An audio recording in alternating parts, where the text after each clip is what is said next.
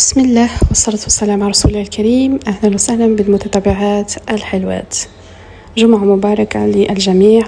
مطلوع الكسرة، كسرة المطلوع، ميني مطلوع، البنة، الهشاشة، يجي طري، يجي قاطو.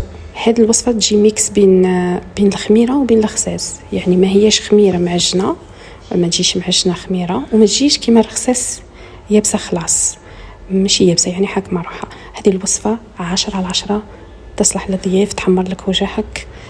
البنة ما يقدر يكريتيكيو فيك حتى حاجة كي ديري الوصفة هذه وصفة ناجحة 100%، تناسب حتى هذوك الناس اللي ما يقدروش ياكلوا، اللي تجي طرية.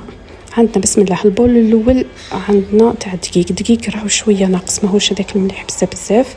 عندنا كيلة واحده تاع دقيق، والكيلة الثانيه نديروها نص دقيق ونص فرينه باش تجينا هشيشه. انا قلت لكم راه ماشي هذاك المطلوع التقليدي، راهو مطلوع اكسبريس، راهو مطلوع جديد، فكره جديده خلاص. عندنا لكل بول نحطو ملعقه تاع خميره، معناتها 2 كيلات بزوج مغارف تاع خميره، ملعقه تاع سكر بزوج مغارف تاع الملح، بزوج مغارف تاع الزيت.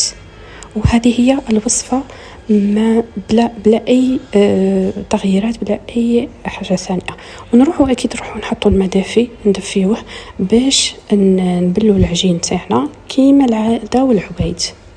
يجي شوفوا ما نعجنوا، ما نحطوا له في البيتر، ما نتقلق معاه، نحطها نلمها نخليها مدة تاع 4 ساعات تطلع. نعاود انايا درت لحظة اختياري، زعما موش هذيك مش لازم ديروه، يعني اختياري.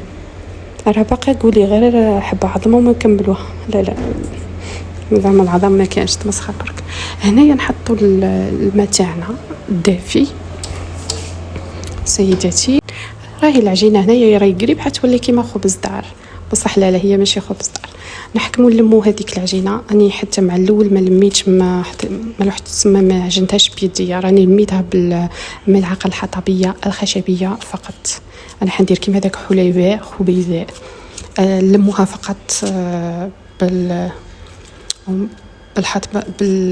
بالملعقه. ومن بعد كي شوفوا خليوها تخمر مره الاولى، ومن بعد كي نعاودوا نهبطوها، نزيدوا لها المره الثانيه نهبطوها، ومن بعد الثالثه نحكموا نقرصوها ونخليوها تخمر هذيك الخمره الاخيره، ومن بعد نحطوها. انايا كي ندير المطلوع هذا هنا عندنا ملعقه تاع زبده. راني قلت لكم قبل باللي ما كان حتى واحد حيخلص المارغرين في الدار من غيري، انا راني كل شيء نخدم بها، راني كون نلقى لوزين تاع المارغرين كامل نشريه انا. دونك نحطوا هذيك المارغرين تاعنا مليح، ومن بعد نخليوها تخمر ديك الساعه الخمره الاخيره.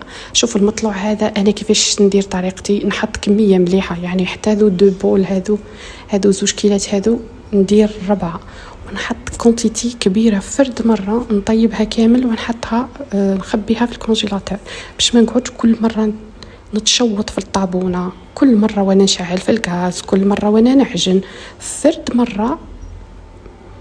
نعجن فرد مره ونطيب فرد مره، والسلام عليكم.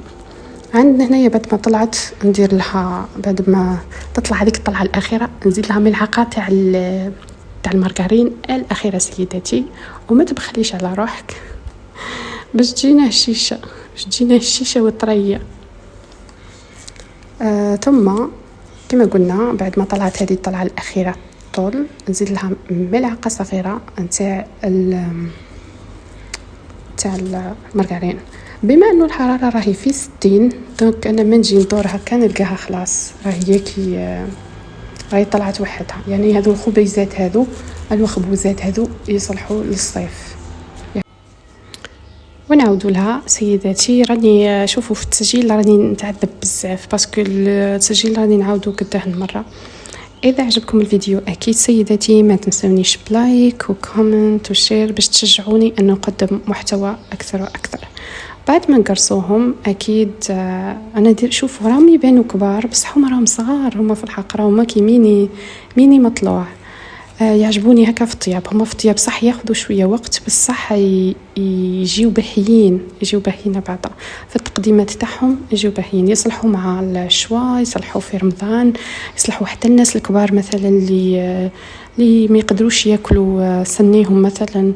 هذه تجي هشيشه خلاص كما قلت لكم قبل، راهي ميكس بيتوين، نقول لك بيتوين، راهي ميكس مع ميكس الخميره مع الرخصيص.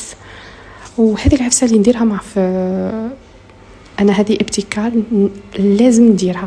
المهم تجيبوا اي عفسه وتقرصوها باش يجيني الحجم تاعهم كيف كيف، معناتها كل القرص كامل يجيو الحجم تاعهم كيف كيف، ما نديرهمش عشوائيين، مش كل واحده تجي كيف تجي واحده زي على الاخرى، نديرهم في نفس الحجم كامل، يخرجوا منظمين ومرتبين كيما هذاك البطبوط الصغير اللي نديروه. نفس العمليه مع هذا الميني مطلوعات.